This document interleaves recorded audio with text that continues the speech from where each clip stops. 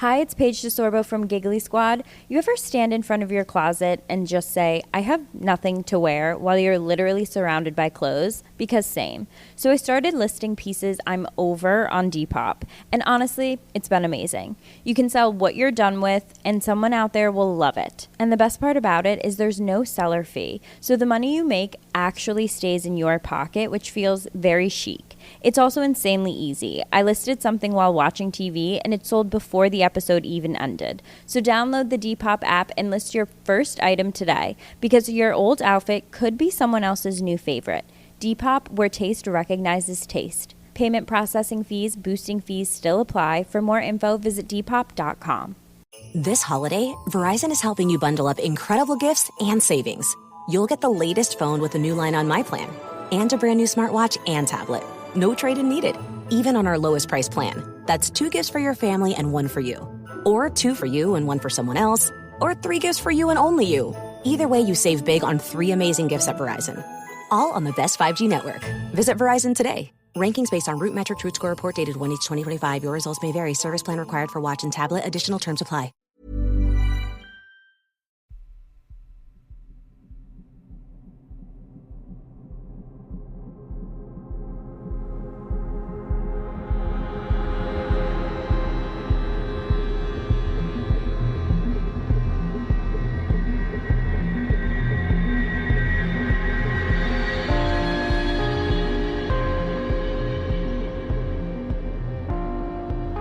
Hello and welcome to mini episode number 482 of Real Life Ghost Stories. And I have 2 spooky stories for you. And the last story comes from September the 19th, 2025. And story number 1 comes from Jade. When I was a baby, my family was driving from my province to the one next to us. That's a 10-hour drive. And my parents decided to do it in one go. As we were driving over a large, high bridge, my dad fell asleep at the wheel, and my mom and my brother were already asleep.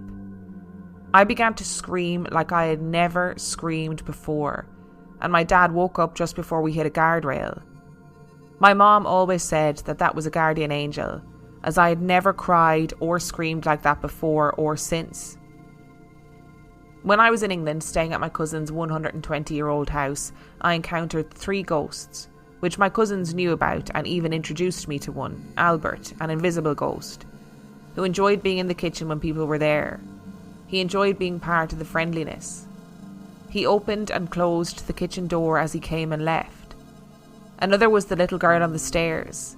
I had been headed up to the attic to see my cousin, and on the stairs was a little girl with pigtail braids, a school uniform in colours of yellow and brown with glasses.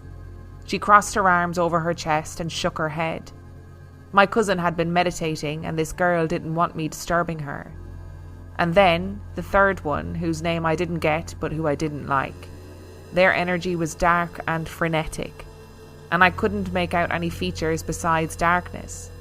They liked my room, and sleeping was difficult while there because of them. Now for one that I find kinda cool, though it's very sad. So I'm a medium. I've seen the dead since I was a child. I've been able to talk to them, to help them, or redirect them. I've also seen beings of light and dark, including demonic figures.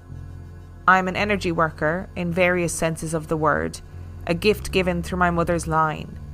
We are all spiritually gifted. So the house that I live in is on a piece of land that used to belong to a railroad. And on this piece of land there was a railroad tunnel. At some point, there were some schoolboys playing in the tunnel when it collapsed, killing 3 of them, and 1 adult, a worker for the railway. We find railroad spikes whenever we dig too deep anywhere on the land, and the 3 boys and the worker have all presented themselves to me. The worker refuses to cross over out of guilt, but the boys, once they understood they were dead, let me help them cross over. The energy of the house has become much, much quieter since they left. Though Frederick, the worker, still can be seen or smelled, tobacco, downstairs sometimes. I do not envy anybody who has the gift of mediumship. I really don't. I don't want to see kids. I don't want to see railroad workers. I don't want to see shadows. I don't want to see demonic figures. I don't want to see anything. I just want to live a quiet life. And going back to the original story, it sounds like you're abilities started at a very young age, right? So you're a baby in the back of the car. You don't know or understand what your dad falling asleep would mean, right? You don't know if the car swerves or if, you know what I mean? You don't understand those things. But the fact that you're there as a baby and then all of a sudden you're screaming your head off and your dad wakes up, like, it sounds like something alerted you, made you scream like that so that your dad would wake up and therefore obviously save everybody. Because if you were driving over a bridge and then you drive through the guardrail, the end, like, you're very unlikely to be saved from that situation. And again, I always find it really interesting when people live alongside the ghosts in their house. They're like, oh yeah, that's Albert. He likes being in the kitchen when people are knocking around because he likes the company, which I guess makes sense. Like, if you are on the other side, maybe you'd be attracted to the kind of warm, friendly atmosphere of a kitchen, which is often like the heart and the hub of a household.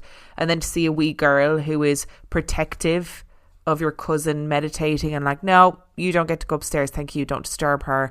And then obviously there's a dark, frenetic energy. And I sometimes wonder if those dark, frenetic energies, rather than being attached to places, are they attached to people who, you know, have abilities or a lot of big emotions? Is that where those dark, frenetic energies come from? Because if you are something that is dark and you realise, oh, there's a little girl in this house who is able to sense me and see me, maybe I can cause her fear or even just get attention and be noticed, kind of makes sense. And I get that what you do is amazing, to be able to help spirits who are still knocking around. But like, I also wouldn't want to see it. I don't want to see that railroad worker. I don't want to see those 3 boys. I just don't want to see it. I want, like, what you do is very noble, and to be able to talk about it so calmly and just say, yeah, this is kind of just a part of my life, is pretty amazing. Like, good on you. Today's episode is brought to you by Uncommon Goods. Now, look, I hate to be the one to say it, but the countdown is well and truly on, and holiday shopping season is officially here. And Uncommon Goods takes the stress out of gifting with thousands of unique, high-quality finds that you won't see anywhere else. When you shop at Uncommon Goods, you're supporting artists and small independent businesses. Many of their handcrafted products are made in small batches, so shop now before they sell out this holiday season. And when I was browsing Uncommon Goods, the woven astrology zip pouch caught my eye. It is beautiful and perfect for the astrology fanatic in your life. So don't wait. Cross those names off your list before the rush. To get 15% off your next gift, go to uncommongoods.com/ghost stories. That's uncommongoods.com/ghost stories for 15% off. Uncommon Goods. We're all out of the ordinary. This holiday, Verizon is helping you bundle up incredible gifts and savings. You'll get the latest phone with a new line on My Plan, and a brand new smartwatch and tablet. No trade-in needed, even on our lowest price plan. That's 2 gifts for your family and 1 for you. Or 2 for you and 1 for someone else. Or 3 gifts for you and only you. Either way, you save big on 3 amazing gifts at Verizon. All on the best 5G network.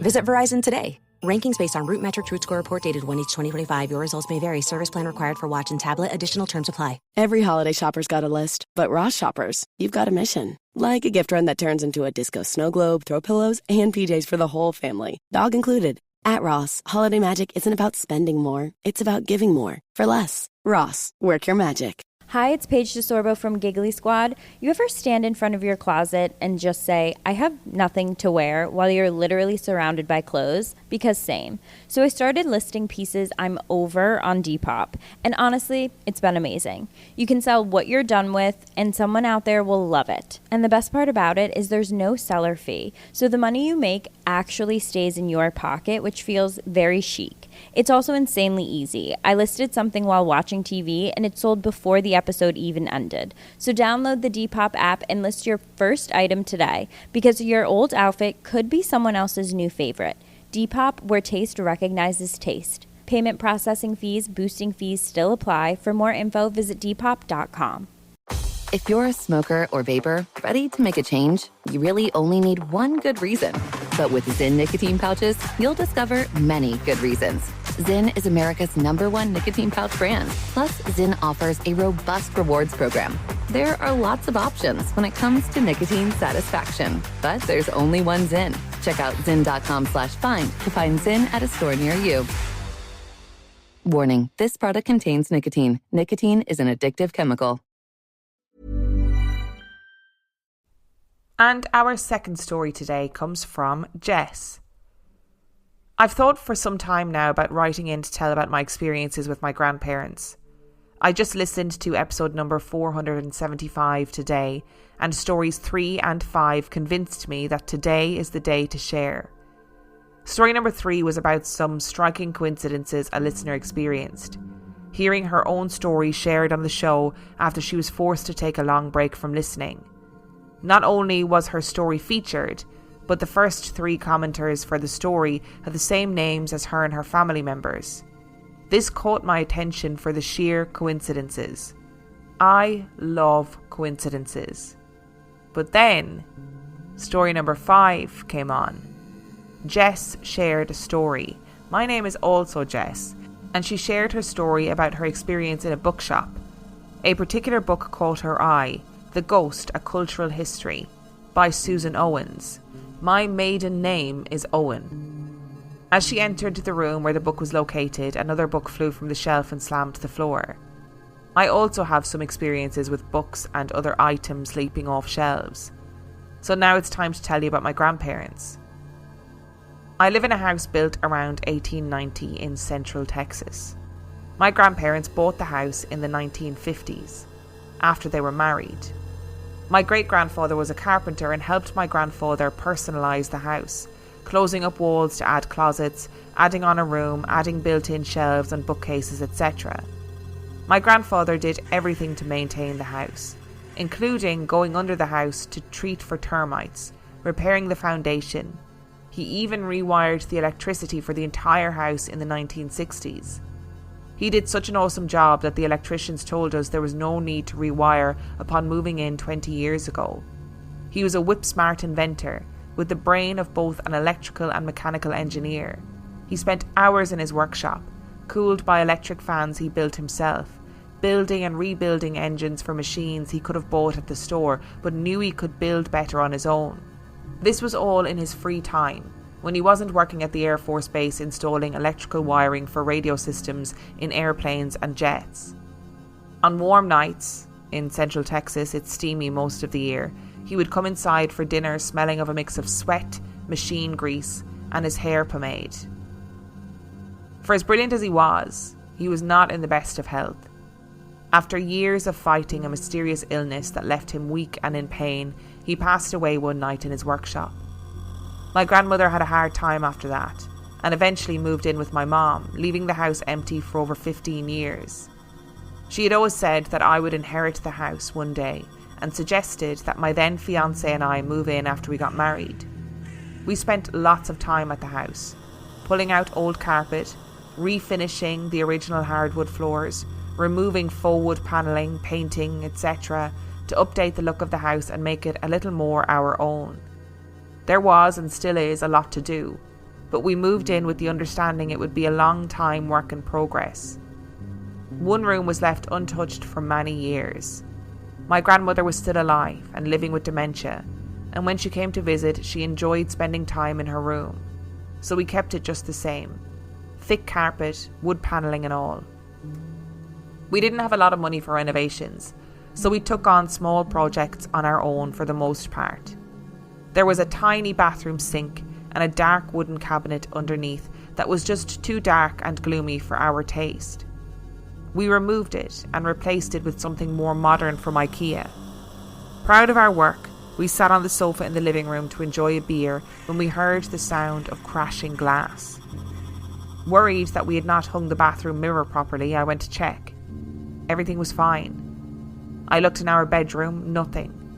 But when I opened my grandparents' bedroom, a small 8-inch by 8-inch picture I'd painted as part of a gallery show honouring my grandfather had flown off the shelf and landed about 10 feet away on the high pile carpet in the middle of the room, shattering the glass frame. This was weird, but I just let it go. Over the next week or so, I would catch the familiar scent of my grandfather in the hallway. Sweat, machine grease and pomade. The next weekend began the demolition of the large closet in the addition. Late that first night of work, I woke to the sound of a large, thick coffee table book we had stored in our bedroom bookshelf slamming down on our bedroom floor, a good 10 feet from the bookshelf. We were both shaken by such a loud and sudden wake-up call, but eventually fell back asleep. The next morning, while my husband ran some errands at the hardware store, I made a pot of coffee. I could smell my grandfather's scent, so I poured some coffee into my grandfather's favourite mug just the way he liked. A little coffee with his cream and sugar, poured myself a cup and began the apologies. I also took time to fill him in on my life. I'd been away from home exploring the world for a few years, my recent marriage, and told him that we had no plans to sell the house. The changes were for us to enjoy the house and take care of it. I described our specific plans and explained our reasoning for the changes. And since then, the only time we encounter items slamming to the floor is when we forget to give him a heads up about work to be done. He still checks in on us occasionally, leaving his scent behind. So far, I'm the only one who smells it. My grandmother only made herself known when my son was first born. Their bedroom was turned into his nursery. Late at night, I would hear footsteps walking across the floor in his room. I've heard mothers say that they would do anything to protect their babies. But I stayed still in my bed, totally freaked out. That kid was on his own. Until one day when our babysitter, who happened to be my grandmother's caregiver for many years, said that she'd had vivid dreams of my grandmother visiting my son and looking into his crib. No doubt Grandma was just coming to visit her great-grandson. I always feel that my ancestors are with me, just over each shoulder, and I talk to them every morning on my way to work and when I'm working in the garden, or when I'm cooking in their kitchen. They are always with me to give me strength through the tough times and share my joy in the good. I just love it when people are inspired by other listener stories. You know, when they listen to a listener story and they go, "Oh, this is really hitting some notes for me, so it's about time that I wrote in my story." That makes me really happy. And again, it is another reason why everyone should write in their stories, because it can really resonate with some people in ways that you don't even think is going to happen.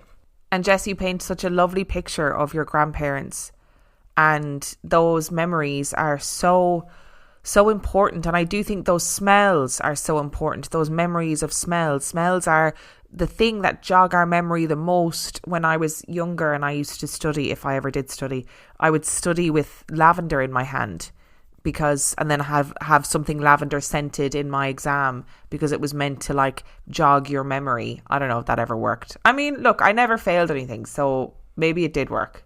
And you know, I always say that loved ones and relatives need to find a better way to let us know that they're knocking around. I think the smell of them is the way to do it.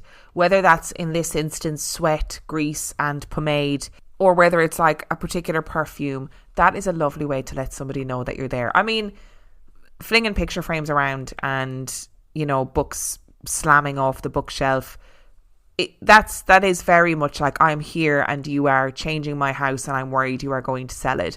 And I think there is a lovely, respectful idea behind pouring him a coffee and having a conversation and saying, look, this is what I plan on doing. This is what's been going on in my life. And I think that's really a respectful and lovely thing to do. And, you know, I don't speak to the people who I love who have passed away enough. And it is something I think that maybe that's something we can all take away from this episode, that we need to speak out loud to the people that we love. Let them know what we're doing in our lives. Let them know how we're feeling, what our thoughts are, and kind of say, hey, this is going on for me. Is this something that you can help me with? Oh, that's right. Get the lab coats on. I don't know how we're going to scientifically prove this, but we're all going to do it and then see if it makes any difference to how we feel, or maybe we'll feel our loved ones or smell our loved ones, or maybe we'll get the answer to a question that we've been looking for. Also, Jess, I love that you were like, my son in that instance was on his own because I was not going into that room. That would be me too. I'd be like, I can only assume that the footsteps are supernatural and that my son will be absolutely fine. Thank you so much for listening to today's episode. Thank you to Jade and Jess for sending in your stories. Remember, the last story came from September the 19th, 2025. And if you would like to send in your story, you can do so by emailing it to reallifeghoststoriespodcast@gmail.com. You can also check out the website reallifeghoststoriespodcast.com. And if you are desperate for some extra content, you can subscribe to the Patreon. That is patreon.com/reallifeghoststories, where for $5 a month or for $2 a month, you can get access to heaps of extra content, as well as every single main and mini episode completely ad-free. And on that note, I shall see you next time. Hi, it's Paige DeSorbo from Giggly Squad. You ever stand in front of your closet and just say, I have nothing to wear, while you're literally surrounded by clothes? Because same. So I started listing pieces I'm over on Depop, and honestly, it's been amazing. You can sell what you're done with, and someone out there will love it. And the best part about it is there's no seller fee, so the money you make actually stays in your pocket, which feels very chic. It's also insanely easy. I listed something while watching TV, and it sold before the episode even ended. So download the Depop app and list your first item today, because your old outfit could be someone else's new favorite. Depop, where taste recognizes taste. Payment processing fees, boosting fees still apply. For more info, visit Depop.com.